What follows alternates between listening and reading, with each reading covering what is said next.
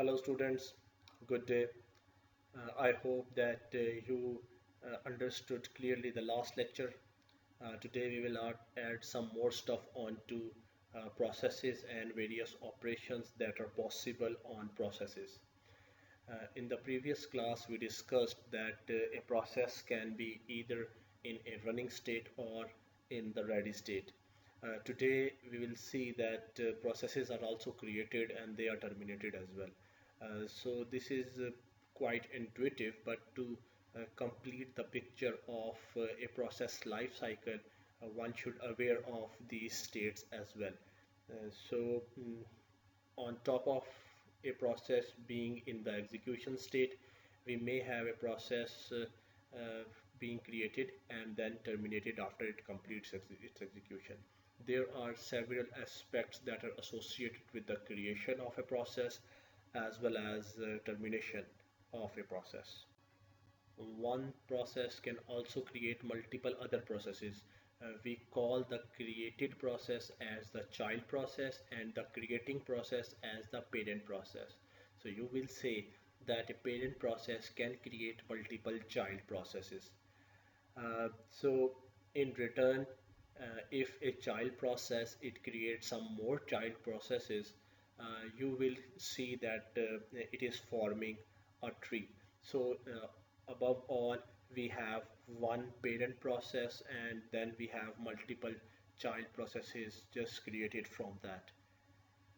Usually an important aspect of a process is that it has a process ID, and this is quite important that because processes are identified through these process IDs. So over here we have a tree of processes. You can see that along with their uh, names, they have their process IDs associated with them as well. So these process IDs are quite important as they can reflect various subtrees in the whole process tree. When we are creating a process, there are multiple options that can be taken by the operating system. As you probably remember that in the last or probably last to last class we discussed that when mm, that because we are studying this course from a developer's perspective, so we may discuss certain things that are not available or probably intuitive for a naive user. So when you are designing some operating system, it is possible that you design it in a way that it performs in it or it operates in a particular scenario. So for example, when multiple processes they are created in the form of or in the hierarchy of parent and child processes, it is possible that they share the resources differently. So it is possible that some scenarios allow parents and child processes sharing all the resources. It is also possible that a child process may share only a subset of the parent's resources. So not all but only some resources of the parent process can be shared by the child process. And then it is also possible that both of them they do not share any resource at all. So these are various design options that are available when you are designing several scenarios in your system. Some other options are associated with the execution of parent and child processes. It is possible that in certain conditions the parents and child processes they can run concurrently in the system, so one after the other without having any dependency on each other. However, it is also possible that a parent process has to wait before all the child processes complete their execution. So these are different design options that are available to the developers while they are designing some scenario. As a process is created and we saw various design options associated with it, processes are also terminated. And when they terminate, the resources that they already have, what happens to them? Usually processes can be terminated by the operating system, by the parent process, or they are just terminated without any parent process. So there are various scenarios that are possible in this as well. So once just again take the same analogy that we had in the previous class, that you have your C++ program being executed on a system. So you know that it has some lines of code, and those lines are executing in the processor, in the system, one after the other. So once all the statements complete their execution, then the operating system may safely terminate it. Sometimes processes are aborted, which is unusual termination of a process, and then they have certain codes associated with them that are returned to the calling process. It is also possible that a child process, it returns some value to the parent process. It is also possible that they do not return any value at all. Once any process it completes its execution, then all the resources that are already being held by that process, they are returned back, or they are taken back by the operating system. There is also a possibility that any child process created by a parent process can be terminated by it as well. This can happen due to several reasons. It is possible that you create a safe environment, and within that environment you create several child processes, and if you see that some of the process it is behaving oddly, then you can terminate its execution, or there can be any other reasons for this. Several possible options are there. It is possible that a child is utilizing resources that are beyond the allocated resources. Then a child process can be terminated by a parent process. It is also possible that if a parent process has created a child process for a particular task, and that task is no longer required, then the parent process can terminate the child process. However, in systems, if a parent process has completed its execution and it is terminating, in some scenarios the operating system does not allow the child process to continue if it has no parent. And it is also possible that when a parent process is completing its execution, all the child processes, you can just kill them, you can just abort them. And this is termed as cascading termination, where all the child process of a single parent, they are terminated forcefully, and all the resources are gathered back by the operating system. So now we have the new process state model. You can see that along with the running and ready states, now we have new and terminated state as well. So you can see that one process, it is created, then it is admitted to the ready state. Ready state means that the process is ready to get the processor, and the processor is probably working on something else. Once it is in the ready state, it can be scheduled in the running state, and while it is running and the time slice expires, an interrupt can be generated and it goes back to the ready state. There can be a lot of different types of interrupts that are possible. Once a process completes its execution, it moves to the terminated state. So this is the new set. This picture is not yet complete. Then we will just see onto the next slide that there is still one thing at the least that is missing, and we will talk about it on the next slide. Over here we are again modifying the process state. You may have observed that there is an addition of one more state, and that is the waiting state.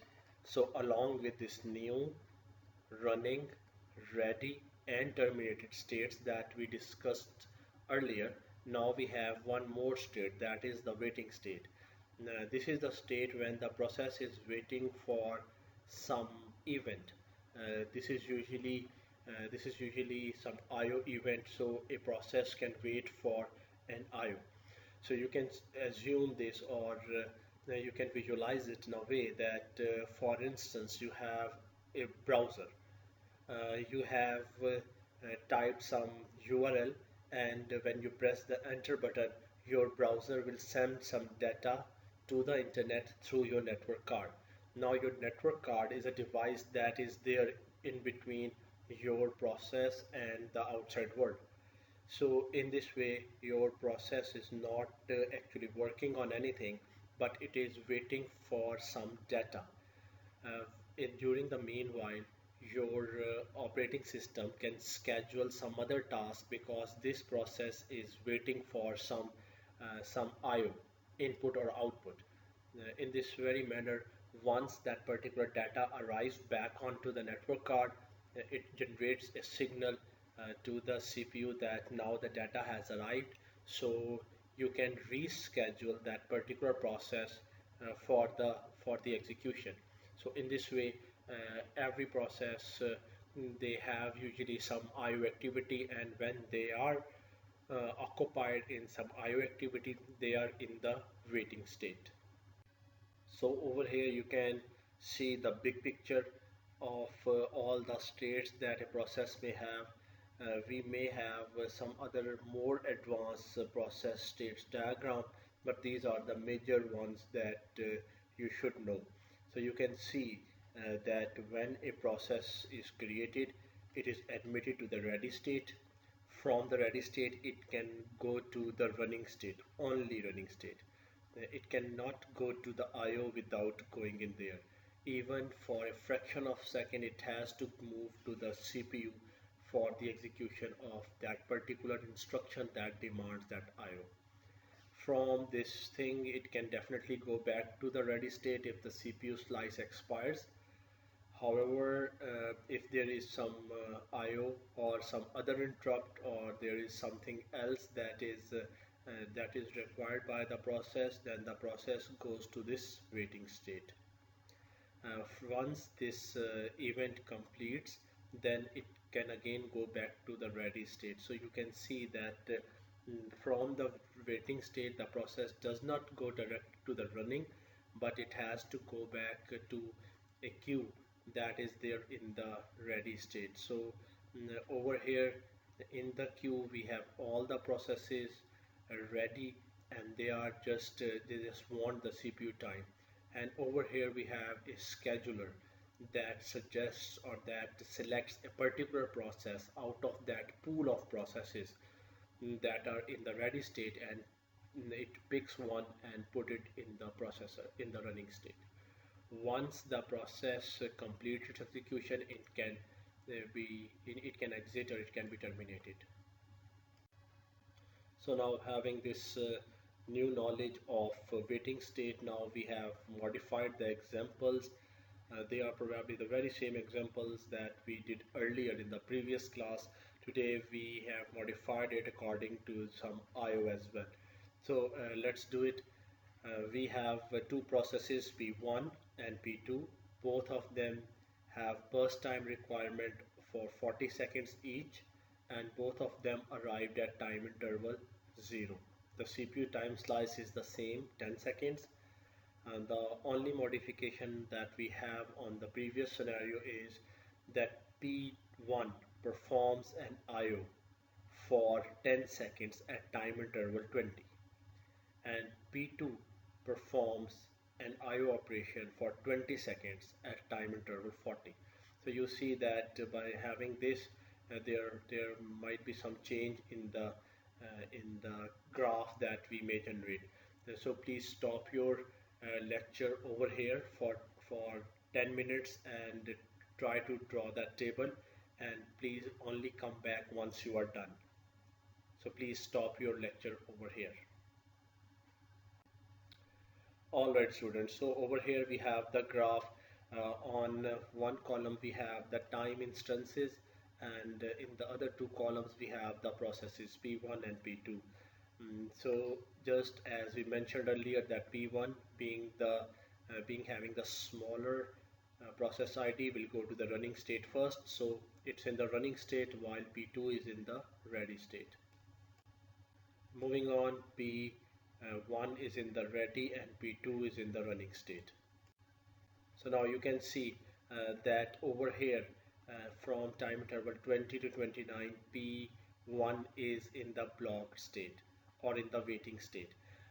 I know that there may be a question that can arise in some of your minds that a process may not be able to move from the ready state to the waiting state.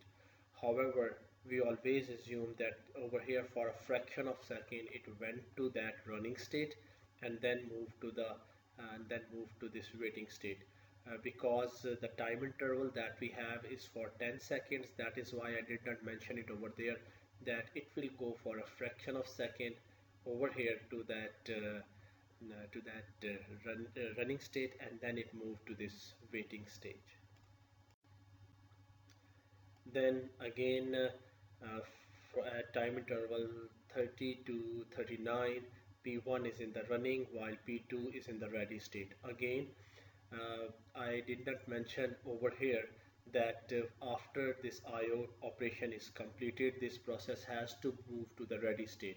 If I do so, then for this whole time slice I had to reflect it as ready, and that will just not right, because these things can be done in fractions of or in just moments.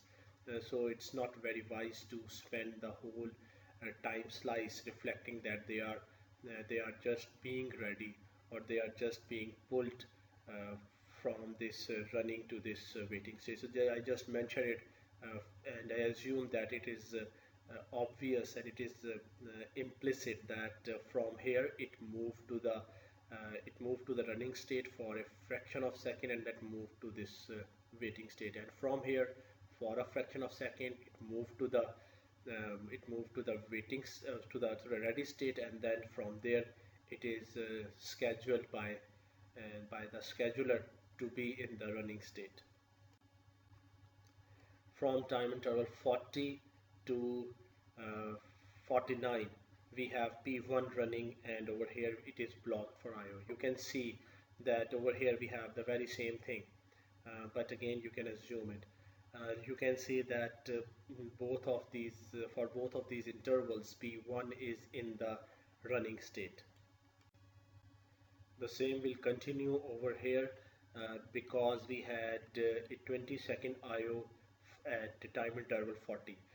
It is also possible that one may have interpreted this example as time interval 40 represent time interval for a particular process. Just like in this case, when we had the time interval 20, some may interpret it as the time interval with respect to P1. However, just consider that we have it over here because it is easier this way. Otherwise, we have to compute that which process has done how much running or how much elapsed time, and then we will perform that particular IO operation. So you can see that over here this P1 was running and running, so it has completed its execution, while P2 is still running, and it still requires 10 more seconds to complete its execution. So at this moment there is only a single process that is running in the system, as we do not have any process in there. So this P2 will be again scheduled, and that it is. So over here after this 79, this P2 will exit as well. I have mentioned both of these exits just to make sure that you have this terminated state reflected in the table as well. So it doesn't matter if you do not reflect it there, these dashes over here can work as well.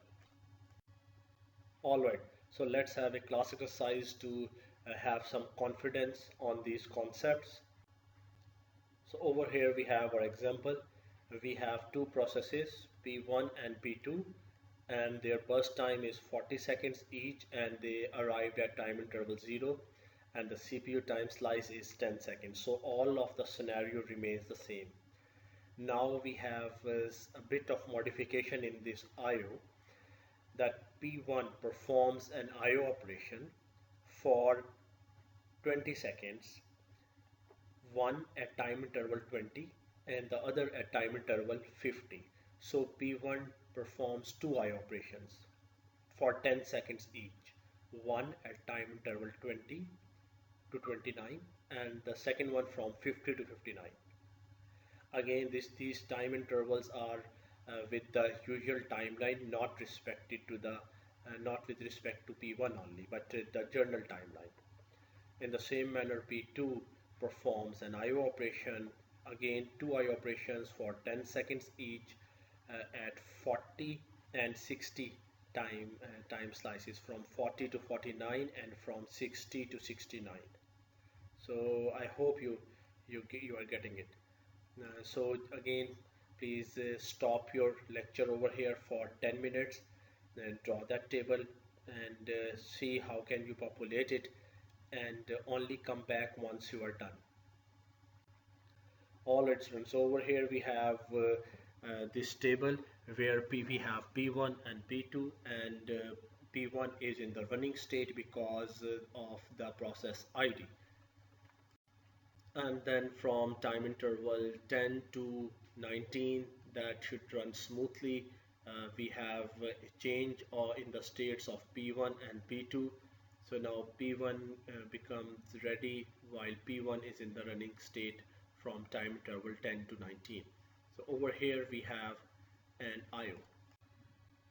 So over here from 20 to 29 we have P1 blocked for IO while P2 is still running in the CPU. And you can see that from 30 to 39 P1 is in the running state while P2 is ready.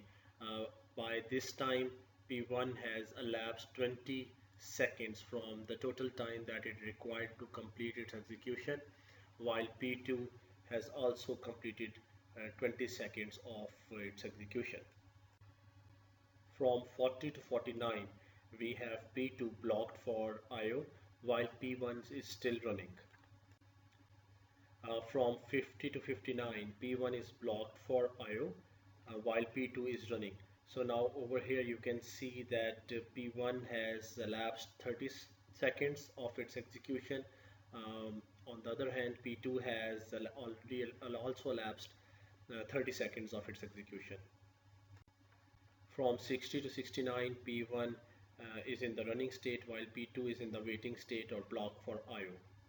So over here you can see that P1 has completed its execution while P2 has elapsed 30 out of 40 seconds. So we can see that over here P1 completed its execution and it exits the system while P2 is in the running state. And at the time interval 79 P2 may exit the system as well. So you may have a similar chart for this execution. Alright, just to make sure that you have grasped the concept fully, over here we have another example. In this I have modified the values a bit. So P1 has a burst time requirement of 30 seconds while P2 has a burst time requirement of 40 seconds.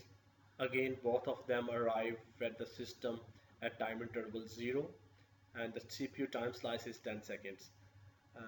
And P1 performs an IO operation for 10 seconds at time interval 20 while P2 performs an IO operation for 30 seconds at time interval 30. This time this 30-second is in one go, so it is not in different chunks but in one go. So what you can do is you can stop your lecture over here for 10 minutes and come back once you are completed that chart. Alright students, so over here we have our chart. You can see that from time interval 0 to 9 we have P1 in the running state while P2 is in the ready state. So from 10 to 19 we have P1 in the ready while P2 in the running state. So over here At time interval 20 until 29, P1 is blocked for an IO operation while P2 is still in the running state. So you can see that over here you have two consecutive running states. I know that I have mentioned it earlier, but one more time, mm, this running doesn't mean that P2 continue to run in the system without coming out of the processor for these 20 seconds straight away. After this time slice expires, there is an interrupt and P2 goes back to the ready queue, and from the pool of the processes from there, because only P2 was available, P1 was there in the blocked or waiting state. So because this was the only process that was present, so it is again picked up by the operating system to be placed onto the processor. So now you see P1 is in the running while P2 is in the waiting state. So over here again P1 continues to perform its execution while P2 is still blocked by the IO. So over here this is something that I wanted you to understand, that there can be times when there is nothing in the processor. So you can see that from time interval 50 to 59, P1 is not there. It has completed its execution at time interval 49, and over here it has already exited the system, and over here this P2 is already blocked for some IO. So they, at this time interval from 50 to 59, there is nothing in the CPU, and CPU might be idle for this time duration. From time interval 60 to 69 we have P2, and then from 70 to 79 we again have P2 in the running state, and over here it completes execution and exit the system. So that is the chart for that example. So I hope that you may have a similar chart for your solution as well. All right, students, so that is all for today. If you have any query, please do write to me. Thank you.